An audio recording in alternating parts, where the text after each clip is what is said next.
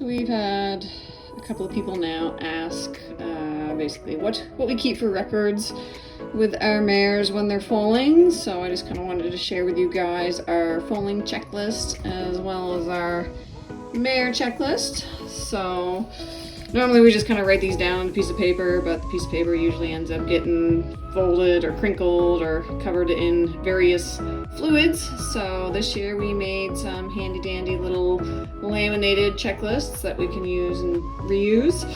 Just dry erase on them and we should be good to go. So we're going to start with our foal checklist.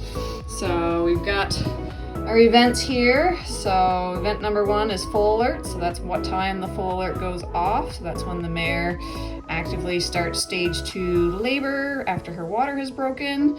We also have a note section there, so any notes that we want to write down or record. And then we have the birth, so what time the foal is actually out of the mare. So we consider that basically the hips are out, the legs are out, and the foal is on the ground.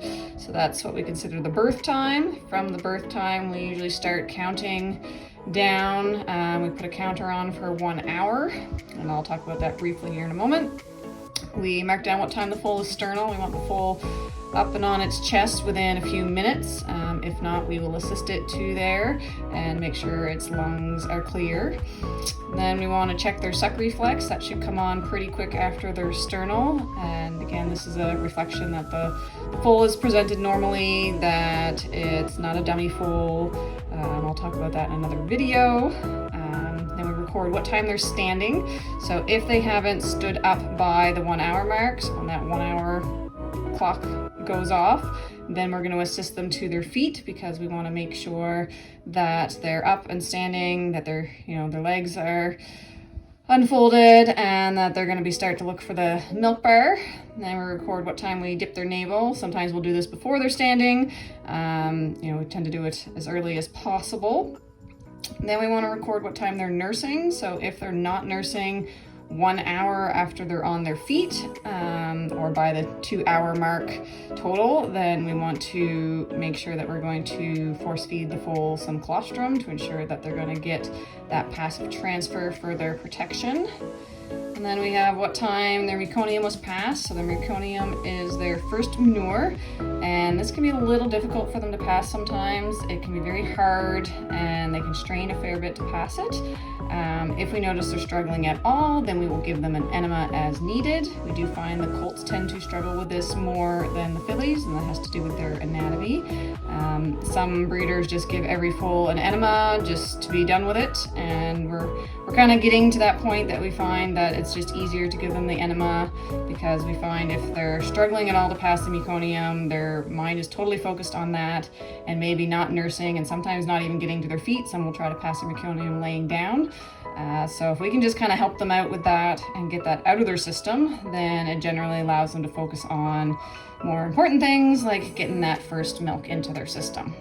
So that's our foaling checklist in a nutshell. So those are just kind of all the important timelines that we record as the foal goes through them, and again, make any notes if there's anything that we need to write down. And then we transfer this to our foaling binder, and we just write it out on nice sheets that are nice and clean and that we don't have to worry about getting dirty, and we're going to pass those on to the future owners.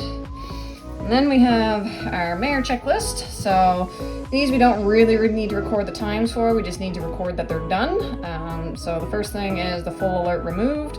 We try to get that out of there as quickly as possible after the foal is born. So we have to cut 3 sutures, so 2 sutures that are on the transmitter and 1 suture that attaches the magnet. So we remove those, and at this point we usually try to clean and check the vulva. So we're going to check them over to see if there's any tears or bleeding, anything that might need to be addressed by the vet. And we want to give her a little bit of a clean there just to make sure that everything's as disinfected as we can. The mare's vulva is not a very sterile environment, especially where their rectum is directly above the vulva, that they do tend to get a lot of manure on there, but we want to give it a good clean after foaling. We're very gentle with this because they can be quite sore, but we give it a good clean. That way we're reducing the risk of any infection. We also want to mark down that their legs are cleaned and their tails are cleaned. Some mares are a little bit cleaner through the whole birthing process than others. Some get really dirty. You know, there's always fluids to be passed. Some mares will pass manure or urine when they're foaling as well, so then that can get on their legs and their tail. And of course, then there's always blood that can get on there from the birthing process. Then we kind of want to mark down the time of the placenta is passed, so we want that to be 3 hours, no more than 3 hours after the foal is born. If we're kind of getting towards that 3-hour timeline and she hasn't passed her placenta yet, then we need to look at stepping in and giving her some drugs to help pass that. And then we want to make sure that we've checked the placenta, so we do an inspection on it to ensure that all pieces are present, that it looks normal, there's no signs of infection in the placenta, because that could mean that the mare could be, you know, harboring some infection inside her uterus, or there's a risk that the foal might have something, so we want to check it thoroughly to make sure that there's no signs of any infection. We also just want to check it over just to make sure it looks normal in appearance and that there's nothing alarming there. So those are our checklists that we have that we're going to kind of have for each foaling. Again, we just kind of record everything down as it happens, make our notes, and then later on we will transfer it to the foaling binder and have all these little notes recorded for just anything that we need to reference later on. There's usually a lot of people in the barn, you know, assisting. We've got, you know, our staff as well as volunteers. So it's good to just have somewhere that it's one spot that everyone can write down. We've got our dry erase markers that we can use and just keep a record of everything. If you have any questions at all, don't hesitate to ask. If there's anything you think we should add to our foaling checklist or our mare checklist, let us know. We're always open for suggestions. And